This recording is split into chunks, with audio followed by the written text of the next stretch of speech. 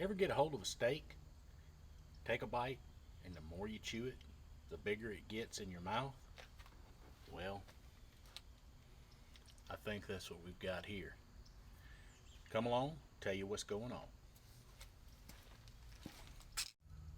Alright, as we know on this project, we have been working on the duct work. We've got some vents on order. So while we are waiting for these parts to come in, there's some other things that need to be addressed. And one of the things that I just mentioned, the intro of my video was, the more you chew, the bigger it gets. Well, once we got the dash cluster out, started taking out a lot of the HVAC components, and get a look in here behind the dash, we started finding a lot of wiring. It's not exactly like it should be. Stuff twisted up, not properly held in place. I've had a lot of benefit with this truck being a one owner, that there hasn't been a lot of should we say hackery, but there has been some. So what we're going to do today is we're going to get in here and we're going to try to tidy up some of this wiring so that when we go back together with the dash vents and put the gauge cluster and everything back in place, it all kind of falls back in place where it's supposed to be when it came from the factory. So let's get set up, and I'll show you a couple things and how we're going to fix them. All right, let's take a look right here at this radio wiring. You can see they joined the power for the radio and the power for this little amplifier equalizer booster to the same power source, an external fuse, have more electrical tape that's coming undone, wrapped there, up and over the steering column, more electrical tape, get up here, more electrical tape, wrapped wires, just kind of pieced together, and then it goes down, and they found a spot, I don't even know if you can see it, right here where they just tied in to main power and just ran it over to the stereo. So while all this is apart, we're going to tidy that up, and let's see, show you this. This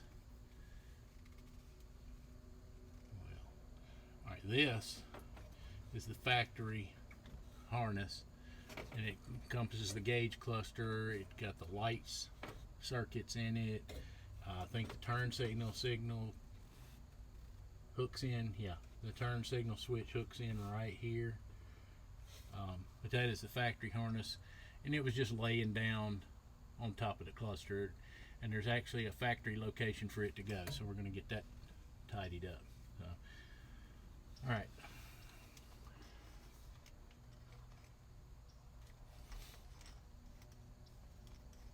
So in order to fix this properly,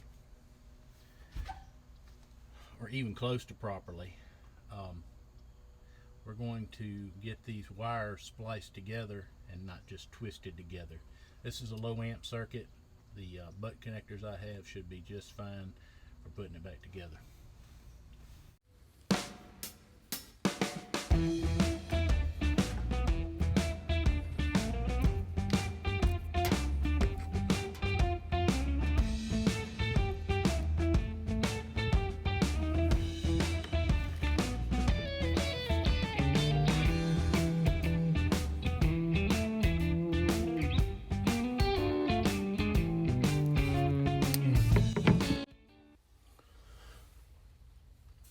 One of the things that will help you out here is underneath here, the dash, where you can't really see here, and let's find it, and right here, there are some loom holders.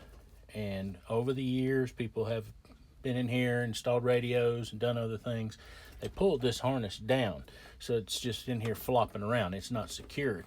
What they had back in the when they originally built this truck were these loom holders, and they were just metal tabs, and you just insert the harness in it and just fold it over. So I didn't leave myself enough room over there. Let's move it just a little bit this way.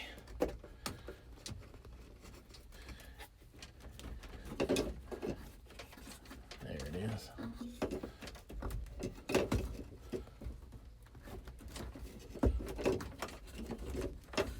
And just bend them up. And just like that, as you can see, with the exception of a couple little wires here, which I will zip tie and tack it back out of the way, that leaves it open to install your cluster. All right, well, we've got the stereo wiring straightened out.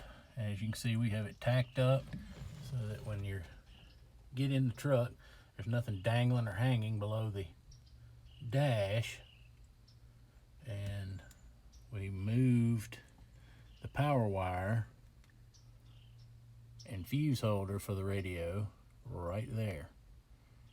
Hooked it back to the same place where they've had it before. That's fine, but we moved the fuse holder so that it wasn't dangling below the radio, and it's actually tucked up under the dash. So, and I wanted to show you that. That is a ground terminal that I installed because whoever installed this before, all they had done was wrap the wires around a bolt and tighten it up. That's not the proper way to do it. Right way to do it is use a ring terminal. Do it once, do it right. With regard to wiring, I'd like to go ahead and show you this too while we were in here tidying up. We found this the other day when we were taking some of this stuff apart, that even at the factory back in the day, they weren't real keen on keeping wires routed the way they were supposed to be. Somehow when they wired this is the wire for the passenger side dome light switch. It is kind of tangled up and twisted in and behind the air conditioner controls. So we're going to straighten that out and route it in the proper direction. And in the midst of doing all that, the cigarette lighter came unplugged, so we're going to get all that hooked up and sorted out. But just wanted to say that while you've got all this stuff apart, now is a really good time while you're back here in your dash to go ahead and sort out any kind of electrical problems or prevent any electrical problems. So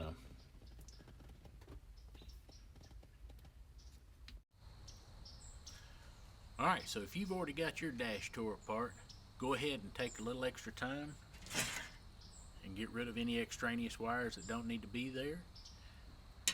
Get you some zip ties, tidy it all up. It'll make it easier to maintain. It'll make it safer in the end. We got a lot more work to do on this 1972 Cheyenne. So, won't you go down there and hit the subscribe button so you get notified when I put a video up. Hit that like button. It really helps the channel out. Really appreciate it. Now, if you'd like to see more on this 1972 Cheyenne, watch a video coming on the screen right now.